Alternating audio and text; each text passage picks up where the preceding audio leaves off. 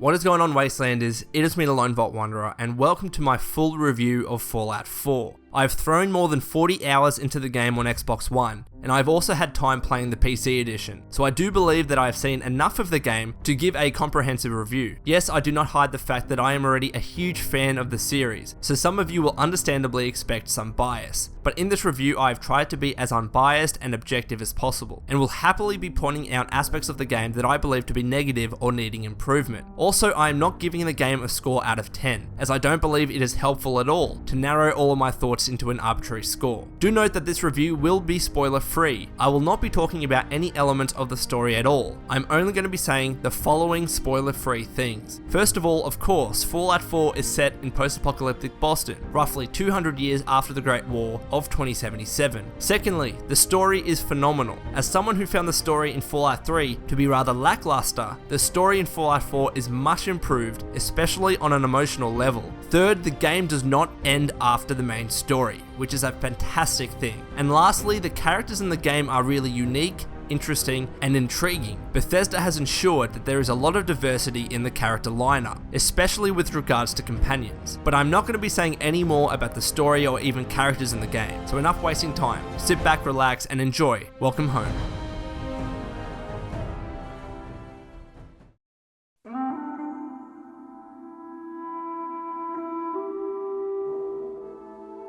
First, let's get this out of the way. Choice and freedom. These are the themes that underpin Fallout 4. There are so many things to do in the game, and you can choose to play it exactly how you want to. Never did I feel restricted or even forced to do something in the game. So whether you want to do side quests, constantly kill people to get your way, be a sweet talker, steal everyone's stuff, not try out the settlement building system, it is really up to you. Nothing is holding you back. Fallout 4 is definitely an explorative, open world game in every single sense of the phrase. Now, perhaps the most controversial thing that I would like to address is the graphics of the game. The footage that you are seeing on screen now is from the Xbox One. Now, as someone who has made the switch to high-end PC gaming in recent times, I actually believe that the graphics are not much of an issue as people think. Don't get me wrong, the game does not look as good as other games out there, such as The Witcher, but nevertheless, that does not mean at all that the game looks bad. The graphics are vastly improved since Fallout 3 and New Vegas. The lighting and shadow effects are great, and I really do appreciate the use of a much fuller and more diverse color palette. There are no more weird tints of green or orange. I also like the distinctive art style, which I like to describe as being stylized with a cartoonish touch. For the most part, the game maintained a solid 30 FPS on console, but there definitely were clear occasions where frame rate drops happened. Example of occurrences included big battle sequences or in locations such as Diamond City, but sometimes they were random, and that was annoying.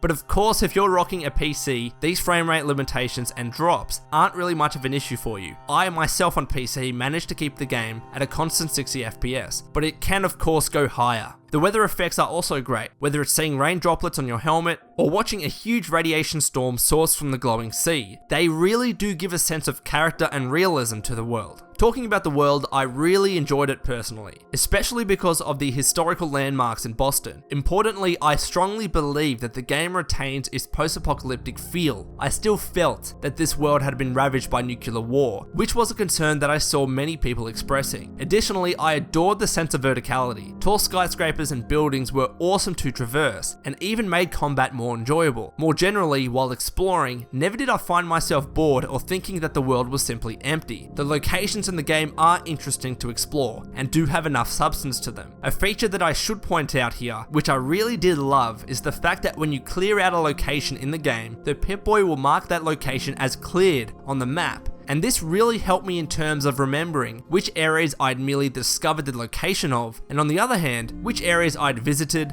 fully explored, and looted. So let's talk about another controversial aspect, that being the game having a voice protagonist. I'll also talking about the voice acting in general here. I honestly truly believe that having a voice protagonist helped the storytelling immensely. I know that Fallout games have always had a silent protagonist, and that when you add a voice, it may not allow some of you to picture your own voice as that of the protagonist and make you feel like you are actually him or her. But I do think that the voice acting was really effective and was a natural step for the franchise. The vast improvements to character customization and facial modeling should also help make your character feel like they are you, even though they are voiced by someone else. I also like that when you have companions, they will sometimes say something in the middle of a conversation that you're having with someone else. It adds to the immersion and makes it feel like a natural, free-flowing conversation. Your companions can even open up to you and tell you stories about themselves, which certainly makes them feel more human. If you keep your companion on for long enough and gain their trust, you can really begin to understand their story, background, and even personality. And if you want to flirt, yes, that's an option too, and it's great. Does this mean you'd be there to hold me if I ever needed it? I don't know. I never thought you'd ask me something like that. It would depend on the circumstances, but I suppose we'll just have to see what happens when the time comes.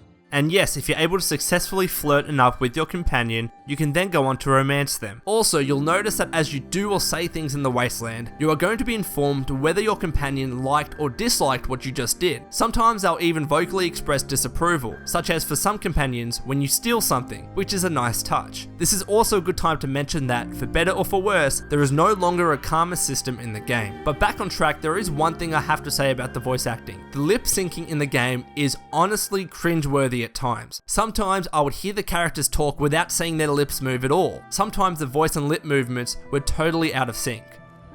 Well, sure. And a mayor of a great city must know everyone. That did take away from the game for me, but even generally when it did work, it just doesn't look completely natural. There is definitely space for improvement here, and has typically been a problem with Bethesda games. Additionally, sometimes the camera angles in these speech dialogue moments can really be bad at times, especially if you're wearing power armor, as some of the angles may result in the person's face that you're talking to being obstructed by your armor. I also noted these obstruction problems happening when camera angles would be such that you're just looking at a wall or a pillar as the NPC speaks. Additionally, sometimes characters will randomly jump or skip from saying one thing to another, which can be a bit immersion breaking. But on the flip side, the dialogue system is much better in my opinion. No longer are there up to 10 options or even more every time you have to talk to someone, which in Fallout 3 New Vegas meant you had to effectively read every option in full and then choose. That was time consuming and annoying. But now it is very simple. There are 4 dialogue options every time you want your character to speak. The descriptions of those options, while very brief, for the most part are descriptive enough to reflect what your character will then go on to say. Never did I find myself selecting an option and then being surprised as to what was said. Now, on the topic of companions, we need to mention that in Fallout 4 your companions cannot die. Now, when I was using Dogmeat as a companion, he would regularly become incapacitated, so I would need to revive him using a Stimpak. However, when I had other human companions, this was not as frequent. Honestly, I'm one of the people that really like that our companions cannot die, because in Fallout 3, I would simply reload my save if that had happened. But if you feel like your companion should be able to die, then you will not like this feature. Now beforehand, I briefly mentioned some bugs, so I do need to talk about bugs in the game generally. Yes, Fallout 4 does contain bugs, and during your playthroughs, you will encounter them, but thankfully the game is not plagued with them, and I managed to put 40 hours into the game without being completely frustrated as a result. Yes, there are times where I saw birds flapping their wings but not flying, or the radio music suddenly cutting out, or even my weapon suddenly disappearing, but these are still minor and do not last for long. They are definitely not game breaking, and we also must bear in mind that yes, Bethesda will still be working post-launch to remove any bugs and iron out the game. However, one thing that really did annoy me, and that I don't think can necessarily be fixed, are the loading screen times on the console. Sometimes they are abysmal, and I would find myself waiting for up to a minute to load the game or even to travel to a different location. This is particularly frustrating when you just start up a game, then need to fast travel and then enter another building. Now, these load times may be negatively affected by how many different save files you have, but even when I did delete a lot of them to test this out, I unfortunately did not notice much of a change. Now onto the shooting mechanics. From Fallout 3, they are a huge improvement. Fallout 3 always suffered from being very clunky in terms of shooting, resulting in a forced over-reliance on the VATS system. Fallout 4, however, feels much more like a modern shooter,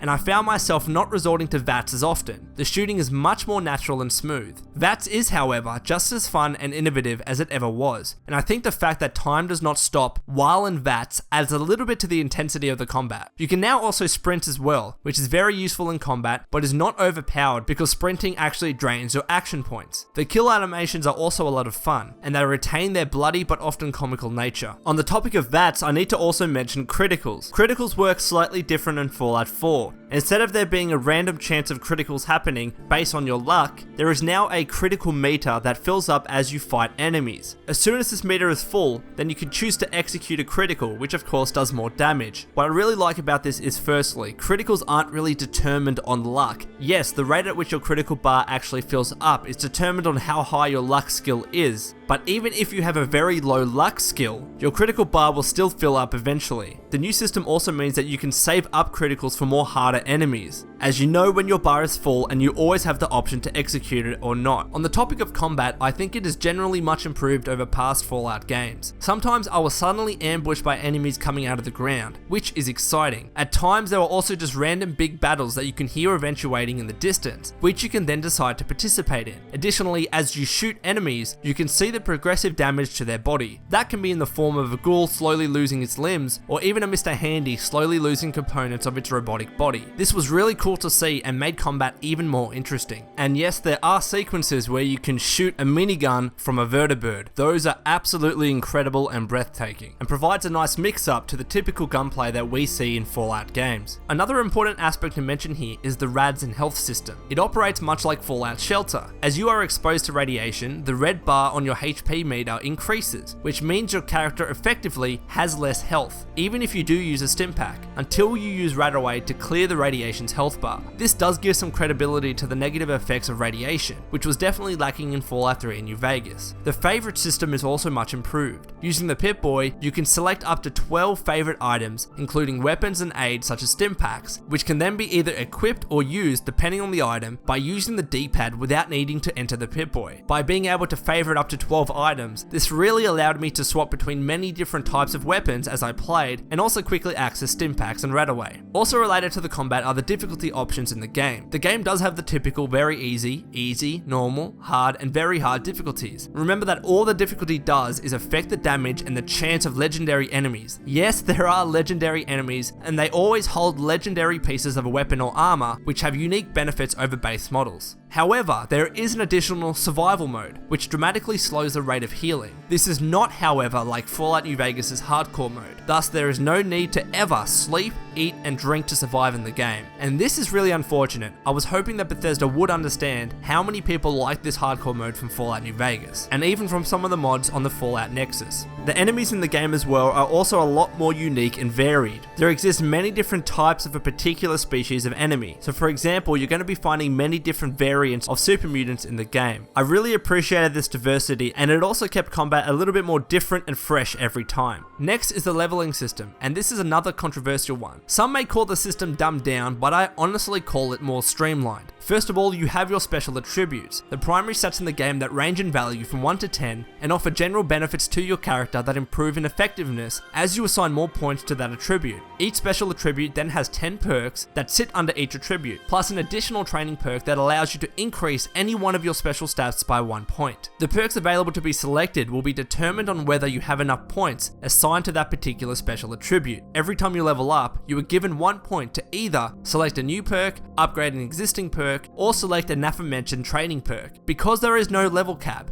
if you play the game long enough with one character, eventually you can get all specials to 10 and unlock and acquire every single perk in the game. Thus, there is no pigeonholing at all. Eventually, you can experiment with everything, which I was really happy about. Now let's touch on the weapon and armor customization in the game. Overall, I do like the system. First, weapons no longer need to be repaired or maintained. However, you do need to repair armor pieces should you wish to continually use them. There are also a lot of base weapons and armor in the game, and many more customization options. For weapons, Fallout 4 features over 50 base weapons and over 700 mods. Even with 40 hours in the game, I am far from finding and using everything there is to. As you find junk in the wasteland, you can then use that junk to create mods for both your weapons and armor, and this allowed me to create unique weapons that suited my character and personality. And the effects aren't merely visual. The mods also impact on things like the damage, range, and accuracy of weapons. The same goes with the modding of your armor. You can also find weapons and armor in the Wasteland that already have mods attached to them, which also meant that never did I feel forced to make my own mods or use the system in general. The game automatically provided me with modded items. If you then wanted to mod items for yourself, you could easily do that so long as you had the requisite components. On this point, a very useful feature is the tagging system. Once you have a particular weapon or armor, you can then use a workbench to see what mods are available. You can then tag the components of any mods that you can't yet create, so as you scavenge the Wasteland, a little magnifying glass will indicate to you whether the particular piece of junk that you're looting is something that you've tagged as necessary to create a mod. You can also rename weapons to whatever you want, which is pretty cool. And this is a nice transition to talk about how armor works in the game. Yes, there is a layered armor system, which means you can, for the most part, chop and change pieces of different types of armor for your arms, chest, head, and legs. But the really great thing is that even with a full suit of armor, you can then step into the power armor, and I really enjoyed this feature. I absolutely love the power armor system. The power armor actually looks,